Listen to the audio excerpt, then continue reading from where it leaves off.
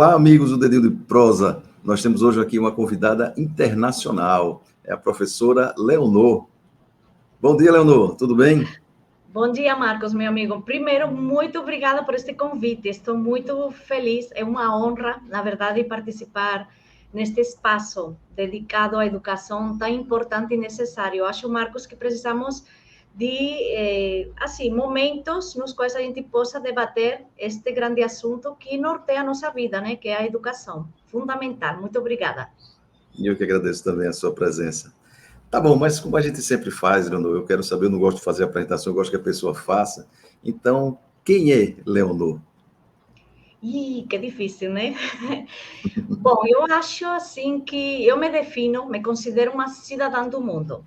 Talvez porque eu estou deslocada, né, de meu lugar de origem, mas assim, eu acho que sou uma pessoa principalmente curiosa, que gosta muito de estudar, porque acho que eu tenho muito que aprender ainda.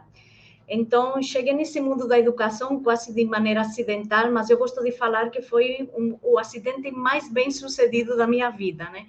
Porque encontrei na educação um caminho, na verdade, um norte a seguir, um rumo, porque acho que a educação, sem dúvida, é o único mecanismo capaz de fazer que a gente consiga evoluir como sociedade. E quando falo em evoluir, já não estou falando só desde o ponto de vista econômico e tudo isso que é importante, mas desde o ponto de vista moral, desde o ponto de vista de ser humano. Acho que a educação é o caminho para a gente resgatar aquela humanidade que cada vez mais está em falta, né? Que ultimamente a gente vê com os problemas que o mundo tem lá fora, que nossa humanidade está quase até em perigo às vezes, né? Que bom que você resolveu deixar a sua terrinha, mas que veio trazer para a gente essa sua experiência aí tão bacana. E já que você veio fazer uma experiência aqui fora, a gente sabe que tem alguns jovens também que gostam de fazer uma experiência fora. Talvez não tão duradoura quanto a sua, mais rápidas, que é o intercâmbio, né? Então, o que é que você pode falar sobre essa questão do intercâmbio de estudantes em outros países estrangeiros? Bom, eu acho que sair sempre da nossa zona de conforto, daquele medo na barriga, isso é super normal, mas o que a gente tem a crescer sempre que entra em contato com outras culturas é algo que não dá para, não temos capacidade de quantificar. Eu acho que é todo positivo. Primeiro, a gente entende que existem visões diferentes do mundo. O ser humano é muito egocêntrico e geralmente pensa que esse é o jeito de enxergar o mundo é único e absoluto. E não é verdade. Todas as sociedades dão solução aos mesmos problemas de maneira diferente e isso a gente entende quando entra em contato com outras culturas. Eu acho que só tem a crescer. A gente vê como é fundamental para ser uma pessoa mais tolerante, ser pessoas mais solidárias, conhecer essas outras formas de ver e de sentir. Então, assim, eu sempre animo muito os meus alunos que, se eles têm chance, aproveitem esse tipo de oportunidade, porque entrar em contato com pessoas de outros lugares só pode trazer coisas positivas, sem dúvida. Ainda por cima, testa uma das grandes habilidades que hoje em dia está em boca de todo mundo, né? O novo sistema de ensino, do novo ensino médio, também cobra muito, que é a nossa capacidade de adaptação. Nada melhor do que sair, né, mundo afora, para testar justamente isso, nossa capacidade de resiliência. Eu acho que todo é positivo. Resumindo, é tolerância, é solidariedade, é adaptação, portanto, crescimento pessoal. Isso é fundamental, fora os aspectos culturais, né? Aprender um idioma, comer coisas diferentes, viver em outros climas. Eu acho que tudo isso é sempre muito, muito bom e positivo para a pessoa. Isso é um aprendizado enorme, né? Uma experiência incrível deve ser. Bom, a gente sabe que os alunos eles fazem intercâmbio em vários países, mas a gente vai destacar hoje aqui especialmente dois, né? Um porque é o seu país, é a Espanha, e seu vizinho Portugal, que a gente sempre aprendeu que juntos são chamados de Península Ibérica, né? Então, quais são as vantagens de se fazer o intercâmbio lá na Península Ibérica? Bom, Espanha e Portugal, como muito bem você falou, Marcos, compartilham um espaço geográfico que é da Península Ibérica. Somos países latinos, porque falamos uma língua latina, né? O Império Romano esteve lá e deixou o espanhol, que depois deixou o latim, que depois evoluiu para o espanhol e o português. E isso faz que a gente tenha uma proximidade cultural certo? Bastante importante, mas não devemos esquecer que são países diferentes, até porque o idioma já é diferente, e daqui a pouco, inclusive, vamos falar um pouco disso, de que nos assemelha e que nos distancia. Quais são as vantagens para um brasileiro que quer estudar na Península Ibérica? Vou falar primeiro um pouquinho sobre Portugal, o que tem de bom estudar em Portugal, principalmente por conta de que Portugal foi o colonizador aqui em Brasil, portanto, tem muitas características, certo? Que aproximam aos brasileiros de Portugal, para começar pelo próprio idioma. A principal vantagem que temos hoje em dia é que Portugal está aceitando a nota do Enem para poder entrar na universidade lá. Hoje em dia já são 51 universidades em Portugal, algumas públicas, outras não, certo? Por isso que o aluno também tem que ter cuidado para saber se a universidade na qual ele gostaria de estudar é pública ou particular. Mas já são 51. Eu adoro um mapa, certo, Marcos? E aqui eu trouxe um pouco a visão de Portugal. Portugal é um país pequeno, né, comparado com o Brasil. E temos grandes polos universitários. O primeiro deles está, obviamente, aqui, na capital, em Lisboa. Mas a cidade do Porto, que está mais no norte do país, também é um centro universitário muito importante, e quer falar de Coimbra, né? Coimbra, que tem uma das universidades históricas mais importantes da Europa. A Universidade de Coimbra é do século XIII, portanto, das mais antiguas. Entre outras vantagens, além de poder aproveitar a nota do Enem, Portugal e também Espanha, como um todo, oferecem uma facilidade de comunicação muito boa. O que significa isto? Que você não precisa viver, por exemplo, em Lisboa, na capital. Você pode viver na grande Lisboa, na região metropolitana, onde o custo de vida talvez é mais barato, mas está tudo muito bem comunicado. Funciona muito bem o transporte público, já seja trem, já seja metrô. Então, às vezes, já digo, você pode até sair um pouco do que é o centro, viver uma região tranquila, com boa qualidade de vida, e que vai ter uma comunicação ótima para poder se deslocar onde você quiser. Então, eu acho que facilidade de comunicação é uma das grandes vantagens de estudar uma universidade em Portugal, mas também em Espanha.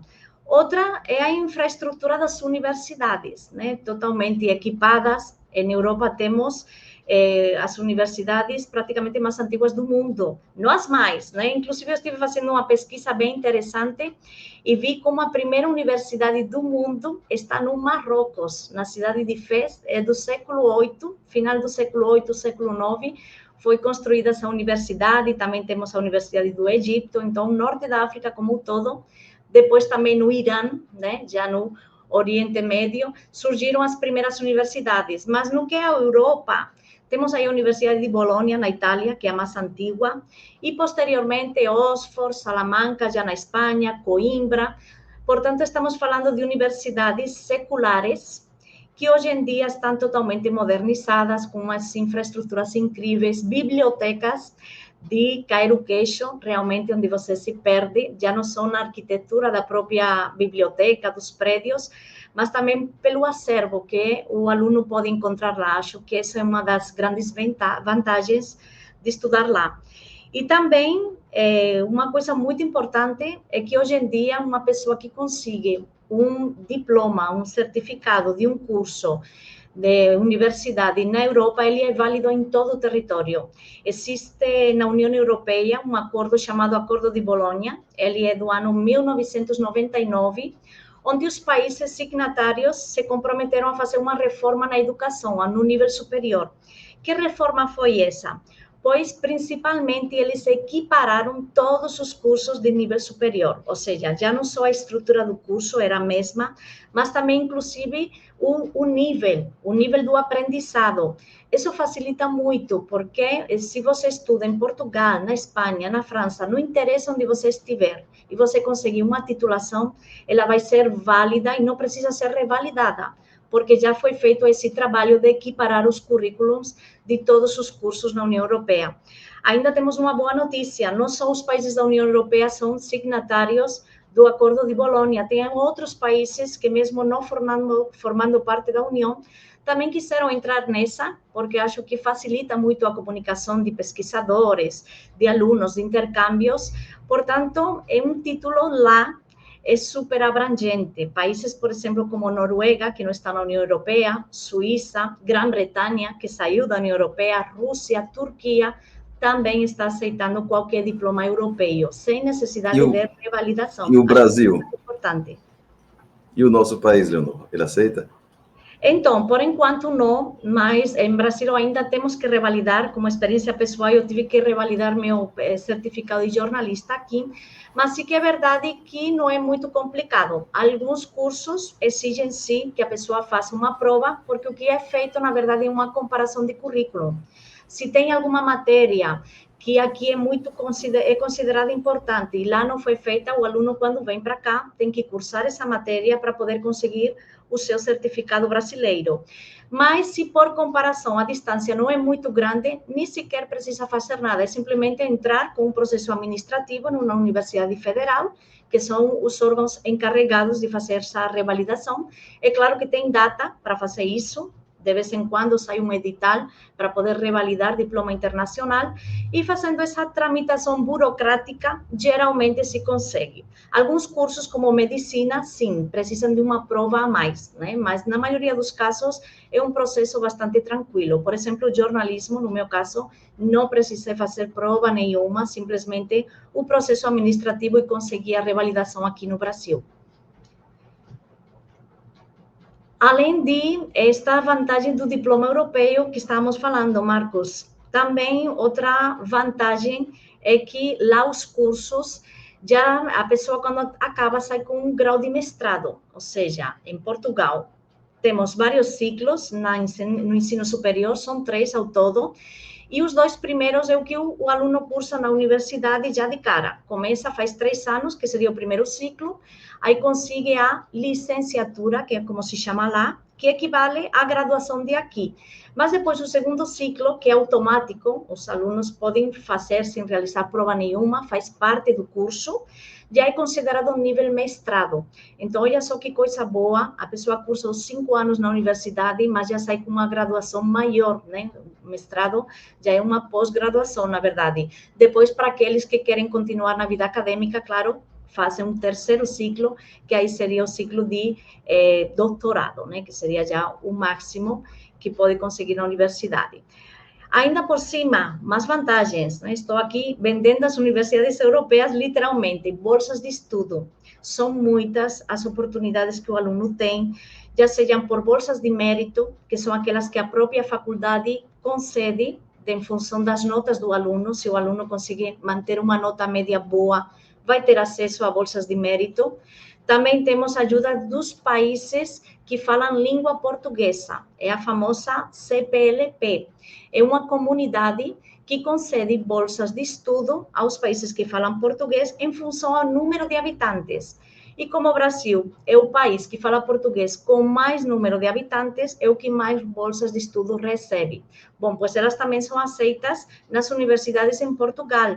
Fora do programa Erasmus da União Europeia, que sempre que um aluno entra a estudar em qualquer universidade da região, já tem direito a se deslocar a outros países da União com gastos pagos pela União Europeia. São os famosos programas Erasmus, onde o aluno recebe dinheiro para se manter no país onde vai, e também os traslados, né? Essa primeira passagem de avião, de repente eu estou em Portugal e quero fazer um ano na Alemanha, pois eu recebo dinheiro para esse traslado e para me manter lá, o qual é muito bom. Geralmente estas bolsas são para poder fazer tipo 6 meses ou um ano fora da faculdade onde a pessoa estiver estudando.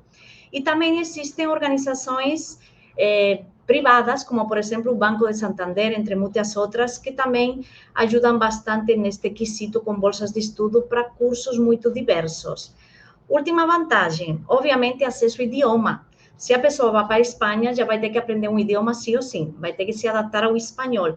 Mas também é muito comum lá nas universidades europeias ter cursos de línguas de graça. É só se inscrever, porque obviamente tem um número limitado de vagas, mas você consegue estudar qualquer idioma, né? Já seja mandarim, já seja alemão, espanhol, italiano, qualquer idioma que você possa imaginar. Aí existem grandes facilidades para aprender qualquer idioma lá. Isso acho que também é muito importante ressaltar. Leonor, eu sei que algumas universidades portuguesas eles aceitam o Enem para o ingresso, né? Mas são todos. Como é que o estudante ele faz para se candidatar a uma vaga dessas? Certo, pois vamos lá, vamos dar um passo a passo para que fique todo claro e o aluno que está na dúvida veja que não é tão complicado assim. Primeiro passo, obviamente, é decidir que curso a pessoa quer fazer e escolher universidade. Aqui sempre digo o seguinte, prestem muita atenção.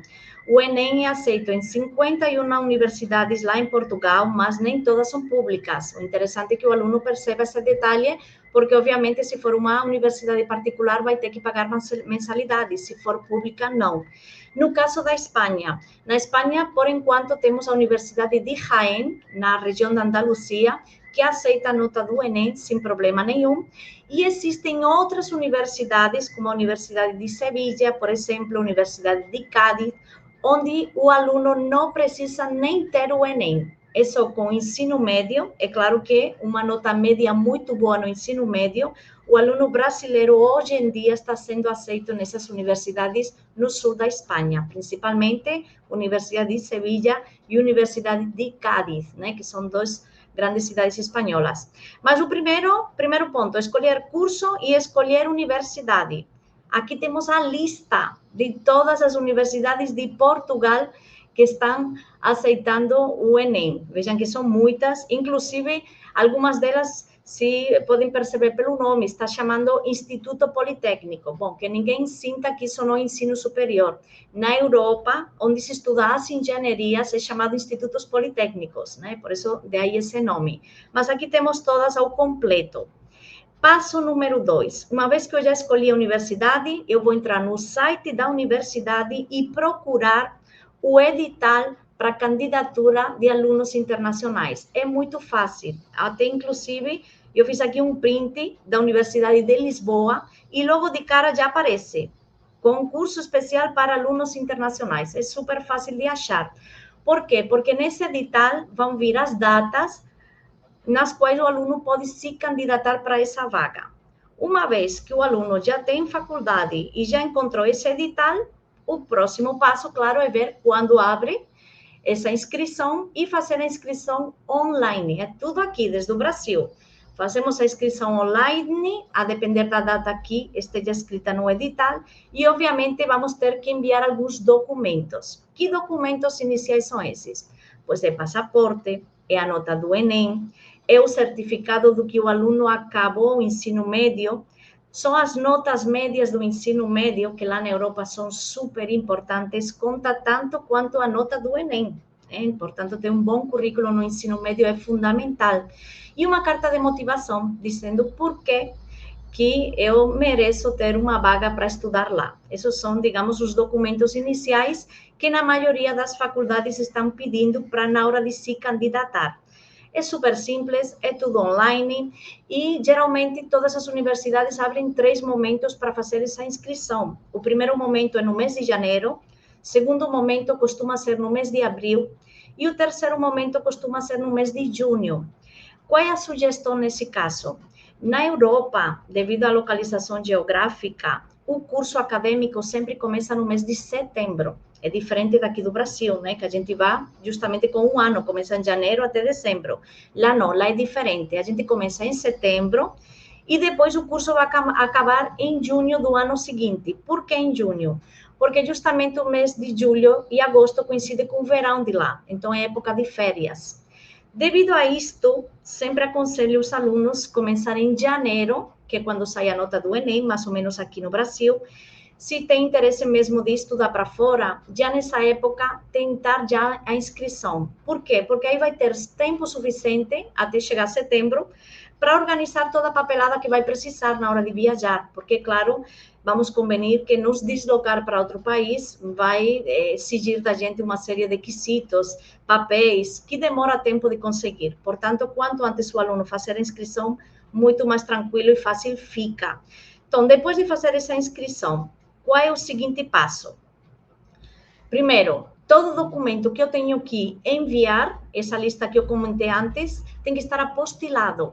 O que significa isso? Que eu preciso ir num cartório, a apostila é um acordo que coloca um tipo, como se fosse um selo, um carimbo no nosso documento e que atesta que esse documento é legal e, portanto, ele pode ser aceito no estrangeiro.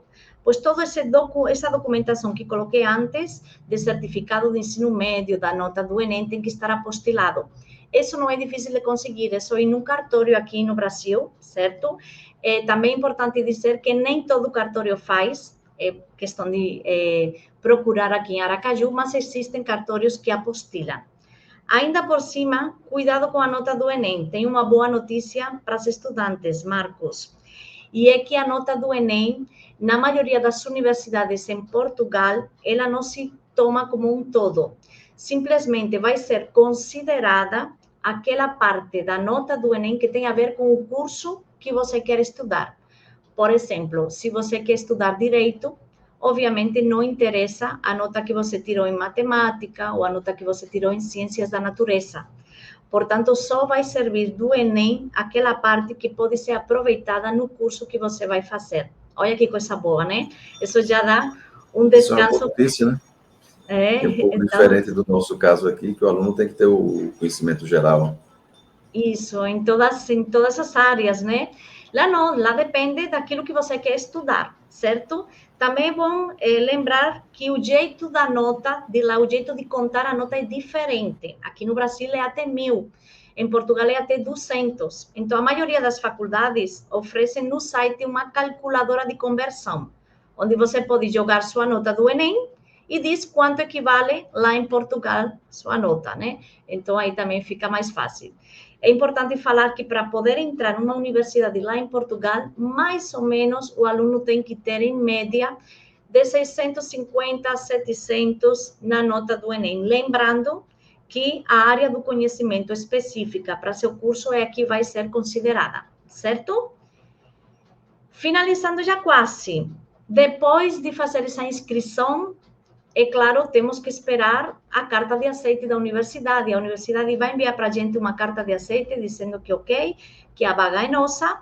E a partir daí, sim, é quando o aluno tem que se deslocar a um consulado português aqui, ou a um consulado espanhol aqui, para, digamos, começar a tramitar o visto de estudante e poder ficar naqueles países de maneira legalizada.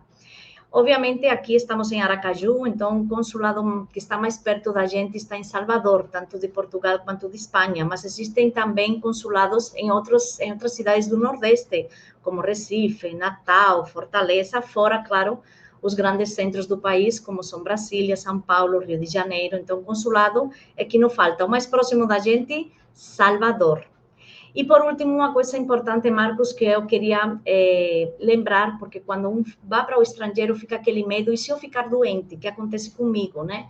Bom, pois é bom saber que Portugal e Espanha também são signatários do PB4. O PB4, que é um seguro de saúde que a pessoa pede de maneira online na página, no site do Ministério da Saúde brasileiro, e é um documento que demora mais ou menos uns 10, 15 dias em sair, é tudo feito online e permite que a pessoa possa usar a saúde pública de ambos os países. Ou seja, se eu ficar doente, eu posso apresentar, seria o cartão do médico, e eu vou ser atendido no sistema público de saúde de lá.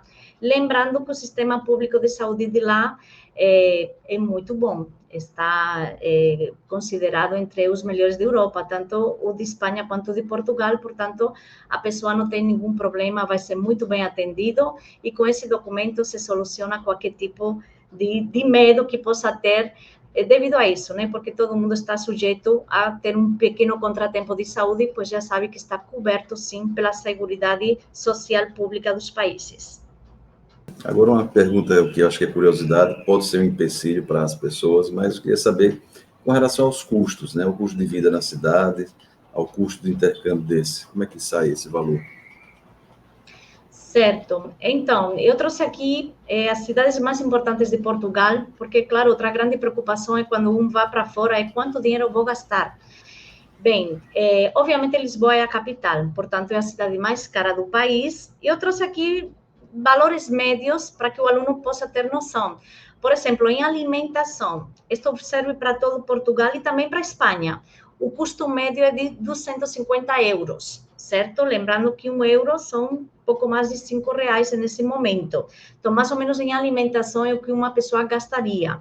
Obviamente, se a pessoa compartilha apartamento com outra pessoa, tudo isso facilita e reduz o custo. Também um aluguer de quarto em Lisboa costuma estar em torno aos 450 euros, se for um apartamento é 800, mas como falei no início, não precisa morar na capital. Está super bem comunicado na região metropolitana de Lisboa, se encontra alugueres muito mais baratos, por 600 euros, por 500, e está a 15 minutos da capital. É pegar um trem, um ônibus, e a pessoa chega lá rapidinho, e tem trem e ônibus o dia todo. Portanto, é muito comum que os estudantes não fiquem no centro da cidade, justamente por isso, porque o custo de vida aos arredores fica bem mais em conta e dá para aproveitar esse dinheiro que sobrou para outro tipo de atividades. A segunda cidade assim considerada importante é Porto, economicamente é a segunda cidade do país, está na região norte, e já vemos que aí começa a baixar um pouco os preços, né? Temos aí o aluguel, que está a 350, temos aí os apartamentos que tem a 800, aí nesse caso não temos tanta diferença com Lisboa, mas insisto, é muito comum que os estudantes morem em República ou cidades que estejam perto de Oporto. E Coimbra também é outra referência, como falei antes, uma das universidades mais antiguas da Europa. Olha que biblioteca linda, Marcos, temos aqui nesta imagem, incrível, já só desde o ponto de vista arquitetônico é uma obra de arte, né? Fora tudo que o aluno pode encontrar lá.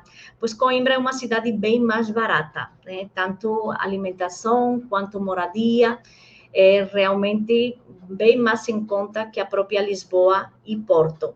Existem vários polos, como por exemplo Viseu, que é um polo tecnológico bastante importante lá, na região das montanhas, em Portugal, e é bem mais em conta de tudo o que já foi dito até agora. Então, assim, é só dar uma pesquisada, porque Portugal está dividido em distritos, é como se chama cada região, igual que Brasil tem estados, Portugal tem distritos, e cada distrito tem sua própria universidade pública, e dependendo se está mais ou menos próximo das cidades importantes, o preço varia bastante, então vale muito a pena dar uma pesquisada. Insisto, o nível de estudos não é muito diferente, não importa não estar em Lisboa, todas as universidades fizeram aquele processo de equiparação da titulação, portanto, não vai ter muita diferença desde o ponto de vista acadêmico. Me diga uma coisa, existe a possibilidade do estudante conseguir bolsa de estudo? Existe sim, Marcos. Inclusive, quase todas as universidades têm o que se chama bolsas de mérito, que depende justamente da própria pessoa. Se o aluno já tem uma boa nota de ensino médio, já pode solicitar no primeiro ano de graduação uma bolsa de mérito. Essa bolsa de mérito vai ser mantida, certo? Sempre e quando consiga manter sua nota média boa. Como é que funciona? Para que serve que cobre estas bolsas de mérito? Bom, principalmente elas cobrem o que se chama propina. O que é essa propina? Propina é tipo uma matrícula. Nas universidades públicas em Portugal não se paga mensalidade, óbvio, é público, mas tem uma taxa que se chama propina, que seria tipo uma matrícula. Antigamente era obrigatório pagar essa matrícula logo no início. Hoje em dia, se está dando facilidades para poder dividir essa propina em até 10 vezes. Por que se faz isso? Pois precisamente porque a diferença entre o euro e o real é bastante grande. Então, para um brasileiro pagar a matrícula de vez, ficava um pouco caro. Devido a isso, se divide. Qual é o valor normal médio dessa propina? Varia de curso para curso e de faculdade para faculdade, mas uma média é que está em torno dos 1.500 e 2.000 euros. Né? O normal está em torno de 1.800. Quanto supõe isso em reais? Vamos lá, vamos fazer essa conta. Em reais seria mais ou menos 10.000 reais, mas pode ser dividida em 10 vezes. Então, o aluno pagaria tipo 1.000 reais cada mês para pagar essa propina. Para quem mora em Portugal, não é um valor alto, obviamente, devido ao valor da moeda lá. Para quem mora em Brasil, pode pensar que é um valor alto, né? Mas se a gente pensa direito, 1.000 reais por mês, com certeza é bem menos de muitas mensalidades de escola que se pagam hoje em dia aqui em Aracaju. Então, a gente consegue enxergar como realmente poder ir para fora está mais acessível do que muita gente acha. Mas, claro, sim, esquecer que implica um gasto, sim, certo? Pois estas bolsas de mérito costumam pagar a totalidade dessa propina, ou seja, o aluno não teria custo nenhum, ou um 80%, é o normal, mensalidade ou propina completa paga, ou 80%, portanto, o aluno ficaria isento de pagar esses R$1.000 por mês. Além das bolsas de mérito, Marcos, o que falei logo no início, também os países, a comunidade de países de língua portuguesa, dão bolsas que também pagam essa propina inicial. Algumas delas, inclusive, ajudam para pagamento de aluguel, a pagamento de moradia. Então, é só ficar de olho, entrar no site da comunidade de países de língua portuguesa, onde lá está toda a informação de quando saem, em que momento do ano saem essas bolsas, para poder se inscrever. Brasil recebe muitas porque é por número de falantes, e falantes de língua portuguesa aqui no Brasil é onde mais tem, entre todos os países, portanto, mais possibilidades de ganhar essa bolsa. Eu soube por esses alunos que estão lá em Lisboa, no Porto, que é uma das bolsas mais fáceis de conseguir. Portanto, já sabem, também ajuda nesse pagamento da propina. Também temos os Erasmus, que falei antes, são bolsas de deslocamento. Uma vez que a pessoa está lá, já estudando em Portugal, tem direito a pedir Erasmus. Isso faz que possa fazer um semestre, um ano fora da cidade onde está. E que paga esta bolsa Erasmus? Pois geralmente paga o deslocamento inicial, de ir e de voltar, mas também dá dinheiro em mãos ao aluno. Este dinheiro varia a depender do país onde o aluno quer estudar. Tem os países nórdicos, como temos aqui, Dinamarca, Finlândia, Islândia, que são países com custo de vida muito alto. Isso faz que o valor que a pessoa receba lá seja maior. Depois temos aqueles países que chamamos de custo médio, onde está a Alemanha, a própria Espanha, França, Itália, onde o aluno recebe uma quantia um pouco menor, adaptado ao que custa as coisas lá. E, por último, temos uma grande gama de países, como Bulgária, Croácia, Eslováquia, estamos aí vendo no nosso gráfico, onde o custo de vida é menor, portanto, a quantia é menor, mas não pensem que nesses países a qualidade de vida não é boa, é ótima, né? E as universidades também valem muito a pena. São países onde podemos encontrar mais barreiras por conta de que, se a gente percebe, são países que, inclusive, às vezes têm um alfabeto diferente ao alfabeto latino, né? Alfabeto cirílico, né? Como se usa na Rússia, o alfabeto grego, que é totalmente diferente. Mas, mesmo assim, vale muito a pena, por o que a gente falou inicialmente, né?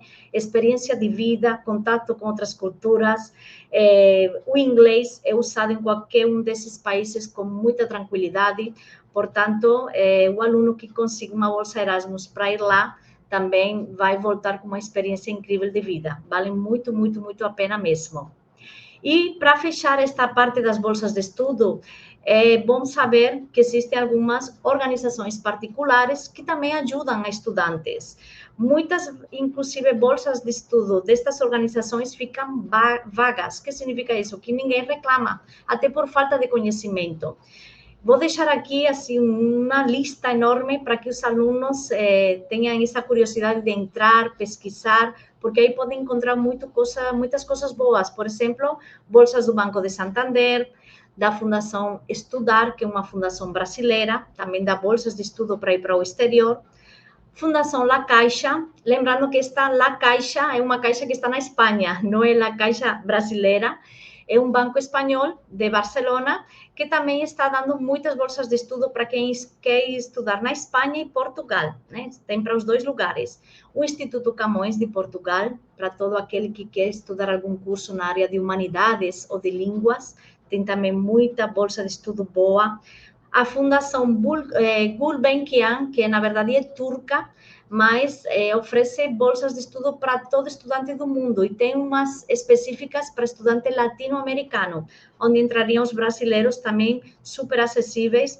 E, por último, para quem quer ir para a Espanha mesmo, recomendo a Fundação Carolina, que junto com o Banco de Santander, por ser de lá, são os que mais possibilidades oferecem. Bom, eu deixei os nomes. Aqui o aluno tem que fazer esse trabalho de entrar, pesquisar, mas vai encontrar, sem dúvida, grandes oportunidades, né? Que pode, de repente, fazer a diferença na hora de escolher realmente fazer um intercâmbio. E ao final do nosso bate-papo, né, por sinal muito bom, esclarecedor, acho que o pessoal que tem esse interesse em fazer intercâmbio fora teve muita informação importante.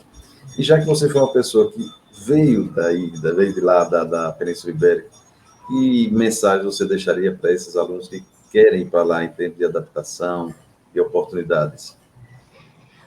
Bom, Marcos, primeiro que nesta vida temos que aproveitar as oportunidades que se apresentam. Né? Nada pior que depois se lamentar por não ter aproveitado uma oportunidade. E hoje em dia o Enem está abrindo portas. Né? É incrível como está sendo valorizado fora do Brasil a prova de entrada à universidade brasileira, tem muito prestígio lá fora, mais do que a gente acha, e já não só está sendo aceito em Espanha e Portugal, sino que cada vez mais abre fronteiras. Eu queria deixar aqui também uma lista de universidades, como, por exemplo, na França, que já estão aceitando o Enem, a École Normale Supérieure, ou a Universidade de Paris-Saclay, também são universidades que estão aceitando o Enem, como ele também aceita nos Estados Unidos, na Universidade de Nova York. Ou, por exemplo, no Reino Unido, temos a Universidade de Kingston, que está aceitando o Enem, ou na Escócia, a Universidade de Glasgow. Canadá, a Universidade de Toronto também está aceitando, ou Irlanda, né, a Universidade de Dublin, ou o National College of Ireland também está aceitando a nota do Enem. Estes são alguns exemplos. Cada vez mais cresce o número de faculdades mundo afora que aceitam o Enem. Portanto, acho que é uma grande oportunidade para o aluno brasileiro que simplesmente tem que fazer uma prova para a qual ele está acostumado, vai ser testado nos conhecimentos do seu país, mas que abre portas mundo afora. Eu acho que o aluno deveria abraçar sempre que puder esta oportunidade, porque, já digo, um intercâmbio é enriquecedor, principalmente enriquece a gente como pessoas. Eu acho que faz a gente melhores pessoas pelo fato de entrar em contato com outros mundos e incentivar nosso lado humano, essa capacidade de adaptação, de tentar entender o outro, que eu acho que é um pouco que está falta nos dias atuais. Então, minha mensagem é que aproveitem as oportunidades, que não tenham medo, que não tem nada melhor que estar em contato com outras pessoas, com outras visões de mundo. Obrigada, Marcos, uma vez mais pela oportunidade, foi um prazer, adorei. Obrigada. Vamos dar um tchau para o pessoal que está assistindo a gente aqui agora. Tchau, e não deixem de fazer intercâmbio, viu?